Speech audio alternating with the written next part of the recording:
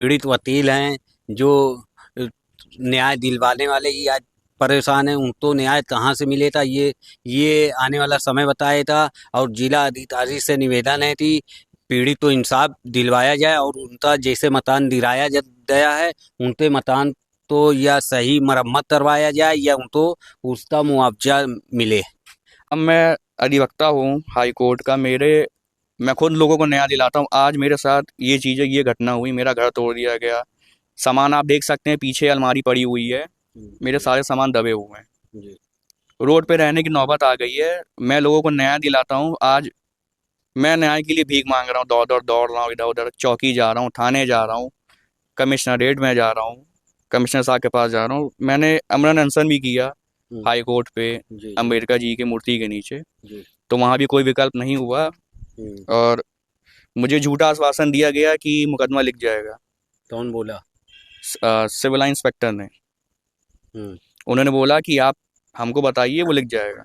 कहीं से कोई न्याय नहीं मिला। कोई न्याय नहीं मिला, कोई कार्रवाई नहीं की जा रही है। जी। पीडीए वालों इतने गुंडे हो गए हैं कि बिना नोटिस के हम्म। घर भी तोड़ रहे हैं, मार भी रहे हैं, एफआईआर भी करा रहे हैं। तो ये उनको पावर किसने दे दी है? वो जी। कोर्ट से बड़े तो है नहीं सर। नहीं नहीं। कोर्ट से बड़े हैं नहीं। सुप्रीम कोर्ट की रूलिंग पहली बात यही है कि आप अगर लिंटर पड़ गया, आप उसको छू नहीं सकते। जी। आप तोड़ोगे भी तो उसको नोटिस दोगे।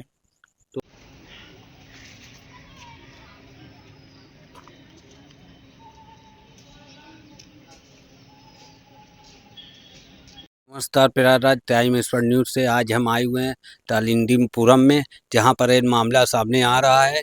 जहां पर ये जानकारी मिल रही है कि एडीए वालों ने बिना सूचना दिए वेद मकान तो गिरा दिया है और वो पीड़ित हमारे साथ हैं। क्या मामला है, पूरा मामला हम जानते हैं। क्या है, क्या नाम है आपका? जी, मेरा नाम विकास बख्शी है। मैं हाई कोर्ट में अधिवक्ता हूँ, सामने रेगुलर प्रैक्टिस करता हूँ।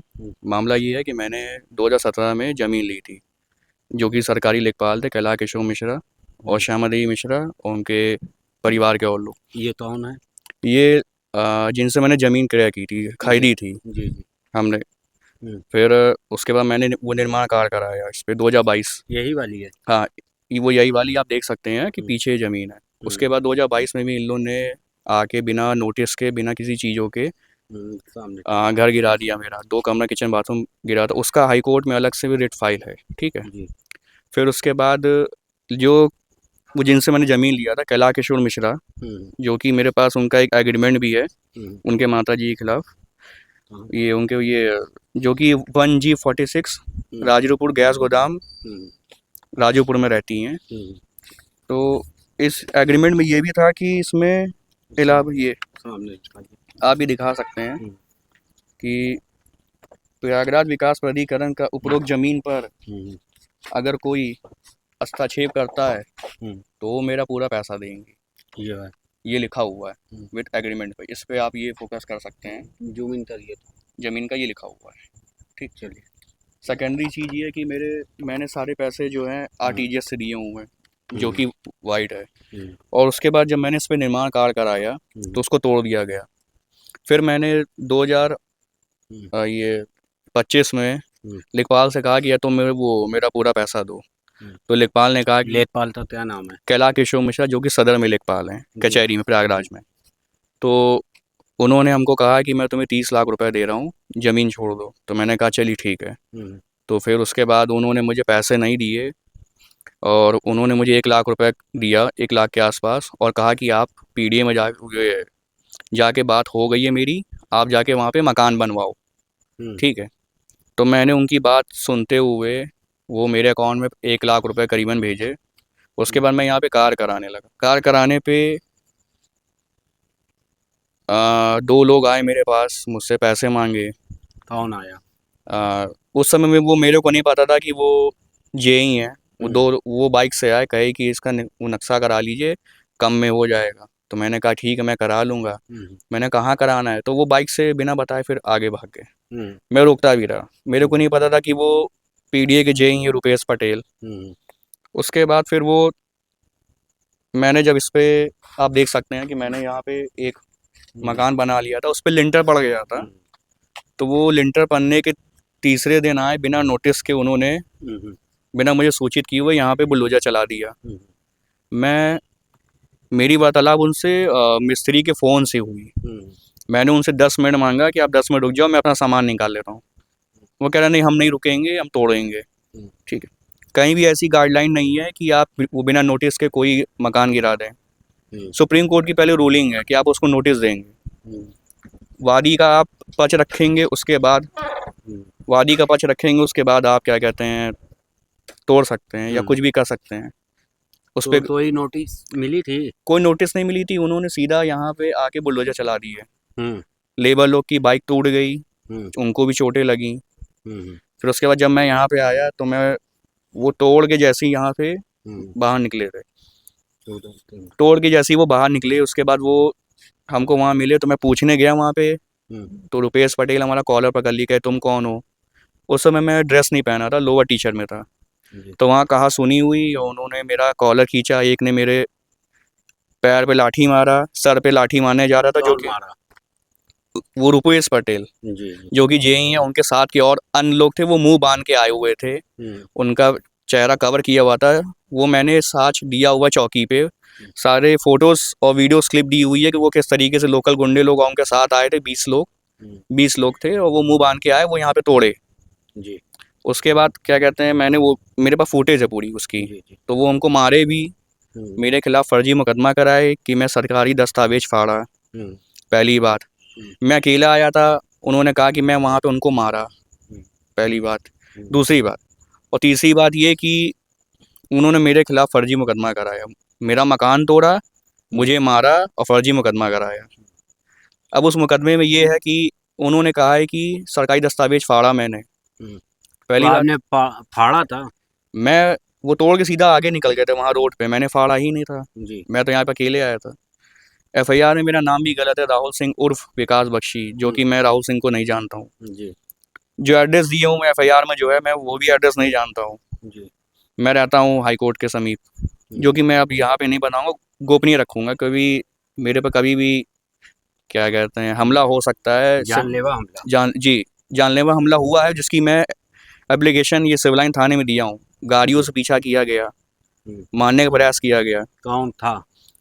ये लेखपाल कैला किशोर मिश्रा और गुलशन मिश्रा थे जी, श्यामा देवी मिश्रा, जिन्होंने वहाँ पे आके पत्थर गिरा घर पे मेरे को धमकाया जी, बंदूक लगा के कि आप कोई एफआईआर नहीं करेंगे, कोई कार्रवाई नहीं करेंगे, अगर आप करेंगे तो आपकी जान हम लोग ले लेंगे। इसकी मैं सूचना सिविल लाइन इंस्पेक्टर को दिया जी, धूमागंज एसपी सर को दिया। ये तय तारीख का मामला है? ये मामला 8 तारीख को मेरे खिलाफ एफआईआर हुई थी फर्जी, तो उसके 5-6 दिन बाद का है। अच्छा। जब मैं गोपनीय तरीके से वहाँ पे जब ये सब चीज़ें हो गई तो मैं हटा वहाँ से। तो मेरे पास ये आप देख सकते हैं रजिस्ट्री का ये बेनामा है जी जी, पूरी रजिस्ट्री जी, ये फरमूद आलम से जोड़ी थी, फ्रंट पेज आप दिखाइएगा जी जी, और जी ये है आप देख सकते हैं, और दाखिल खारिज भी है, रजिस्ट्री है, दाखिल खारिज भी है। और ये मैंने प्रार्थना पत्र दी थी 8 तारीख को। कहाँ पर? चौकी पे। तो मेरी एफआईआर ना लिख के उनकी एफआईआर लिख गई विदाउट एनी प्रूफ। ठीक है, चलिए वो मानते हैं। अब गाइडलाइन के हिसाब से सुप्रीम कोर्ट की रूलिंग है कि आप तोड़ नहीं सकते बिना नोटिस के, आप उनको समय दोगे, वो समय दिए नहीं। अभी उनसे वार्तालाप हुई है, चौकी इंचार्ज सलीम जी ने उनसे बात किया हुआ है, 3 से लेखपाल वो क्या कहते हैं जेई हैं पीडीए के रुपेश पटेल जी, तो उनका क्या बात हुई है? और उनका ये कहना है कि सरकारी ज़मीन पे पीडीए की जो ज़मीन है हम लोग बिना नोटिस के उसको तोड़ सकते हैं, भले अंदर सामान भरा हो, इंसान वहाँ पे हो, वो तोड़ सकते हैं, उनकी वर्डिंग्स थी। करीबन हम लोग 8 से 9 के बीच में मैं गया था चौकी पे, तो ये बात हुई। एफआईआर में उन्होंने ये चीज़ कहा है कि सरकारी दस्तावेज मैंने फाड़ा, एफआईआर में ये मेंशन है कि मैंने सरकारी दस्तावेज फाड़ा। 2 चीज़ उनकी बातें ये चीज़ हुई। और सेकेंडरी ये है कि उन्होंने हमको जो मारा है, मुझे चोटें लगी, गहरी चोटें लगी लाठी की, तो मेरी एफआईआर वापस नहीं लिखी इसी पर जी। ये तो सर पे मार रहे थे, तो हाथ पे मेरा एंकल फ्रैक्चर हो गया, जो कि मैंने इसका मेडिकल हुआ है। चौकी इंचार्ज से मैं 10 बार कह चुका हूँ कि मैंने प्रार्थना पत्र दे दिया, मेरा आप मेडिकल कराइए। क्या नाम है दरोगा का? दरोगा जी का नाम है राजपुर पुलिस चौकी है, उनका नाम शैलेंद्र यादव है। तो उनसे बोला था? उनसे मैंने कई बार बोल चुका हूँ। मैंने एसपी सर को भी वो संज्ञान में ये बात डाला, तो वो बोले कि मेरे को पता है। अच्छा। एसओ साहब को फ़ोन किया, वो धूमनगंज एसएचओ, उनका नाम है अमरनाथ राय, उनको भी मैंने ये बात बोली, तो मेरे चीज़ों को ना वो अवॉइड करते हुए उन्होंने रुपेश पटेल पीडीए के जो जेई हैं, फर्जी मुकदमा मेरे खिलाफ लिख दिया। अब मैं अधिवक्ता हूँ हाई कोर्ट का, मैं खुद लोगों को न्याय दिलाता हूँ। आज मेरे साथ ये चीज़ें, ये घटना हुई, मेरा घर तोड़ दिया गया, सामान आप देख सकते हैं पीछे अलमारी पड़ी हुई है, मेरे सारे सामान दबे हुए हैं, रोड पे रहने की नौबत आ गई है। मैं लोगों को न्याय दिलाता हूँ। आज मैं न्याय के लिए भीख मांग रहा हूँ, दौड़ रहा हूँ इधर उधर, चौकी जा रहा हूँ, थाने जा रहा हूँ, कमिश्नरेट में जा रहा हूँ, कमिश्नर साहब के पास जा रहा हूँ। मैंने अमरन अनशन भी किया हाई कोर्ट पे, अम्बेडकर जी की मूर्ति के नीचे, तो वहाँ भी कोई विकल्प नहीं हुआ, और मुझे झूठा आश्वासन दिया गया कि मुकदमा लिख जाएगा। कौन बोला? सिविल लाइन इंस्पेक्टर ने। उन्होंने बोला कि आप हमको बताइए, वो लिख जाएगा, तो वहाँ पे भी वो मुकदमा नहीं लिखा। ये जेई और जो लेखपाल हैं कैलाश किशोर मिश्रा जो कि सदर में है, और श्यामा देवी मिश्रा जिनके खिलाफ मैंने प्रार्थना पत्र दिया हुआ है ऑलरेडी, पहले भी। इसके पहले भी मेरे गाड़ी पे जानलेवा हमला हुआ जिससे मैं बचा, उसकी भी मैंने प्रार्थना पत्र दी हुई सिविल लाइंस थाने में। तो कार्रवाई हुई थी नहीं? अभी तक कोई कार्रवाई नहीं हुई है। 8 तारीख का मामला है, 8 जुलाई 2025 का मामला है, आज हो गई है 31 जुलाई 2025। अभी तक कोई कार्रवाई नहीं की है मेरे तरफ से। बाकी और जो रुपेश पटेल है पीडीए के जेई, उनके तरफ से मेरे खिलाफ फर्जी मुकदमा लिखा हुआ है, उस पर कार्रवाई हो रही है। इंस्पेक्टर साहब, इंस्पेक्टर धूमनगंज ने, वहाँ पे मेरी वार्तालाप हुई, आज मैं उनसे मिला मॉर्निंग में 11 बजे के बाद, तो उन्होंने ये कहा कि आपके खिलाफ मुकदमा लिखा हुआ है, आप भागे हुए हैं। मैंने कहा कि मैं भागा कहाँ हूँ? अगर मेरे खिलाफ मुकदमा लिखा है तो आप मुझे बुलाओ वहाँ पे, मैं आऊँगा। बल्कि मैं ये कह रहा हूँ कि जो मेरा तोड़ा हुआ, जो मेरे को मारे हैं, उसकी एफआईआर होनी चाहिए कि नहीं होनी चाहिए? अच्छा, आपसे मारपीट हुई? जी, मारपीट हुई। उसकी एफआईआर नहीं हुई? बिल्कुल नहीं हुई है। हाँ, तो आपने एप्लीकेशन दिया था थाने पर? मैंने थाने भी दिया, कौन थाने पर? धूमनगंज थाने में दिया, और वहाँ से एप्लीकेशन फिर संबंधित चौकी पे आई, राजपुर चौकी पे, तो वहाँ पे भी कोई संज्ञान नहीं लिया गया। थानेदार ने क्या बोला था? थानेदार ने बोला कि आपका पूरा सहयोग किया जाएगा, चीज़ें सही रहेंगी अगर आप सही हैं तो। ठीक है, उसके अभी तक जांच भी नहीं हुई। जांच नहीं हुई? जांच नहीं हुई। तो एक दो बार मिले इंस्पेक्टर से? इंस्पेक्टर साहब से मैं मिला एक बार, पहली बार आज मिला। चौकी इंचार्ज साहब से मैं कई बार मिल चुका हूँ इसमें, और मैं मिला भी, मैं फ़ोन भी करता था, तो वो फ़ोन भी नहीं उठाते थे। और मैं फिर जाके मैं फिर उनसे मिला, तो उन्होंने फिर मुझे बताया कि हाँ मैं जाऊँगा, मैं जा रहा हूँ, फुटेज निकाल रहा हूँ, मैं इंक्वायरी कर रहा हूँ। जी, तो ये सब चीज़ें हमारे साथ हो गई हैं। जी। तो कोई न्याय नहीं मिला आपको? नहीं, कोई न्याय नहीं मिला, न्याय की कोई बात ही नहीं है। अभी इस सरकार में अगर हम, जब आपका ये मकान तोड़ा गया है तो अब आप रहते कहाँ पर हैं? जी, मैं कारों में रह रहा हूँ, चैम्बर में रह रहा हूँ, वो किसी तरह जीवन यापन कर रहा हूँ। तो प्रशासन से कोई न्याय नहीं मिला? ये प्रशासन से कोई न्याय नहीं मिला। मुझे प्रशासन से अब मेरे ख्याल से उम्मीद कम लग रही है, मगर योगी आदित्यनाथ जी जो हमारे महाराज जी है, उनसे मुझे बड़ी उम्मीद है कि मेरे साथ न्याय होगा। जी। और मैं हाथ जोड़ के यही विनती करता हूँ कि मैं न्याय दिलाता हूँ लोगों को। आज मेरे साथ ही ये सब चीज़ें घटना हुई हैं, और आम जनमानस का क्या हालत होगा, बस आप ये सब ये देख रहे हैं। आप ये देख सकते हैं, हाई कोर्ट के वकील हैं जो स्वयं पीड़ित हैं। हाँ, ये तो ऐसे प्रशासन के लोग हैं जिनकी वजह से ये पीड़ित हैं, और इनका मकान तोड़ा गया, आप देख सकते हैं पीछे। अब ये रोड पर रहने तो मजबूर हैं। हाँ, ये इनको इंसाफ कौन दिलवाया था, ये तो ऊपर वाला ही बताए। मैंने ये जोनल अधिकारी को एप्लीकेशन दिया हुआ है, उसका ये रिसीवर है। ये मैंने एप्लीकेशन दिया हुआ है 30/4/2025। उसके पश्चात मैंने उसके पहले पीडीए के सचिव को दिया हुआ था, अजीत जी जो है, अजीत सिंह, 23/4/2025। ये आप देख सकते हैं, ये एप्लीकेशन मैंने दिया हुआ है।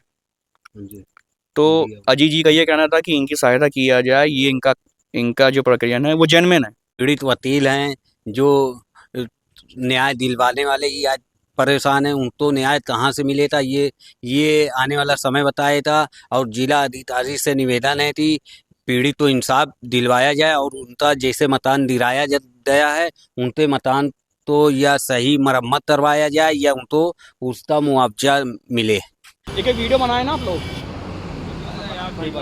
चलें जी, चलें आप हटी प्लीज़ हटिए, आपसे कुछ नहीं है। इन्होंने मारा है, इसे खींचा है, आप आरती कर रहे थे, ठीक है, ये यही साहब है। नहीं कोई बात नहीं, कोई बात नहीं, कोई बात नहीं, कोई बात नहीं, कोई बात नहीं, चलिए।